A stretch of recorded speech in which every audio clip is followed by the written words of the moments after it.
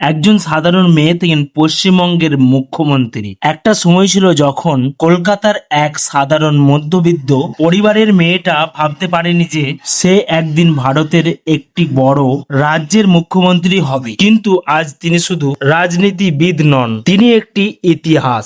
তিনিই হলেন মমতা ব্যানার্জি। মমতা ব্যানার্জির জন্ম 5ই জানুয়ারি 1955 সালে কলকাতার একটি সাধারণ মধ্যবিত্ত পরিবারের। বাবা ছিলেন সরকারি চাকরিজীবী, তার মা ছিলেন সাধারণ একটি গৃহিণী। ছোটবেলা থেকে তিনি খুবই সাদামাটা জীবনযাপন করতেন। অল্প বয়সে তিনি বুঝলেন যে সমাজে পরিবর্তন আনার জন্য শিক্ষা প্রয়োজন। তিনি কলকাতার স্কুলে পড়াশোনা করেন এবং পরে যাদবপুর বিশ্ববিদ্যালয় থেকে ইতিহাসিক স্নাতক ডিগ্রি নেন। এরপর তিনি আইন, ল এবং ইসলামিক ইতিহাসেও পড়াশোনা করেন। এই সময় থেকে তার মধ্যে রাজনীতির চিন্তাভাবনা তৈরি হতে শুরু করে। মাত্র 15-16 বছরের বয়সেই তিনি রাজনীতিতে যুক্ত হন। তিনি প্রথমে কংগ্রেস পার্টি দিয়ে রাজনীতি শুরু করেন। ছাত্র রাজনীতিতে সক্রিয় ছিলেন, সমাজের সমস্যার বিরুদ্ধে কথা বলতেন, সাধারণ মানুষের পাশে দাঁড়াতেন। ধীরে ধীরে তিনি একজন জনপ্রিয় তরুণ নেত্রী হয়ে ওঠেন। 1984 সালে তিনি প্রথমবার লোকসভা নির্বাচনে জিতে ভারতের সংসদ সদস্য এমপি হন।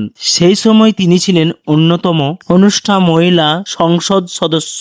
তার বক্তব্য ও প্রতিবাদ স্বভাব তাকে আলাদা পরিচয় দেয়। 1997 সালে তিনি কংগ্রেস ছেড়ে all India Trinamool Congress TMC করেন। তিনি মনে করতেন রাজ্যে পরিবর্তন দরকার, সাধারণ মানুষের অধিকার ফিরিয়ে আনতে চান। তখন থেকে শুরু হয় তার নতুন রাজনৈতিক লড়াই। দীর্ঘ সময় ধরে তিনি পশ্চিমবঙ্গের রাজনীতিতে বিরোধী নেতৃত্ব হিসেবে লড়াই চালিয়ে যান। কৃষক, শ্রমিক, সাধারণ মানুষ তাদের অধিকার নিয়ে সবসময় তিনি আন্দোলন করেন। 2011 সালে ইতিহাস তৈরি হয়। তিনি পশ্চিমবঙ্গের মুখ্যমন্ত্রী হন, শেষ করেন দীর্ঘ 34 বছরের বামফ্রন্ট শাসন। এরপর তিনি অধিকবার মুখ্যমন্ত্রী নির্বাচিত হন। আজ তিনি শুধু পশ্চিমবঙ্গ নন, ভারতের অন্যতম প্রভাবশালী রাজনৈতিক ব্যক্তিত্ব। বিভিন্ন উন্নয়নমূলক প্রকল্প, নারী ও সমাজ উন্নয়ন কর্মসূচি, প্রশাসনিক পরিবর্তন। তিনি এখনো সক্রিয় রাজনীতিতে আছেন। এক সাধারণ পরিবার থেকে উঠে এসে একজন শক্তিশালী নেত্রী হয়ে ওঠার গল্প হলো মমতা ব্যানার্জির জীবন।